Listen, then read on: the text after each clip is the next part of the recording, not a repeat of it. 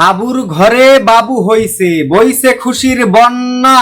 থামলো খুশি, জানলো যখন সেই শিশুটা কন্যা। কন্যা যেন এই সমাজের পান্তা পচা বাসি। কন্যা হলে অনেক মুখে থাকে না আর হাসি। এই আমাদের কেমন স্বভাব, এমন কেন হয়? তবে কিরে কন্যা শিশু মানব শিশু নয়? শোন রে তবে মাথা মোটা আহাম্মকের দল, এই ধরা এক বিশাল মরু কন্যা তাহার জল। জীবন জুড়ে যখন দারুণ দুঃখ নেমে আসে, সকল স্বজন হারিয়ে যায়, কন্যা থাকে পাশে। কন্যা শিশুর বুকের মাঝে আহারে কি মায়া, দূরে গেলেও বাবার মাথায় যায় রেখে তার ছায়া।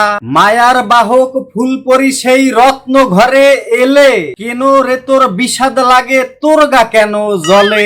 হৃদয় থেকে সরাতে এই পচা পান্তা রুচি, কন্যা শিশুর কদম ছুঁয়ে করগে কদম বুসি। সুপ্রিয় দর্শক মন্ডলী, কবিতাটি লিখেছেন প্রিয় কবি ফেরদৌস আহমেদ ভাই। তার জন্য সবাই দোয়া করবেন এবং লেখাটি যদি আপনার একটু ভালো লেগে থাকে তাহলে অবশ্যই আমাদের চ্যানেলটিকে সাবস্ক্রাইব করতে ভুলবেন না। ধন্যবাদ সবাইকে।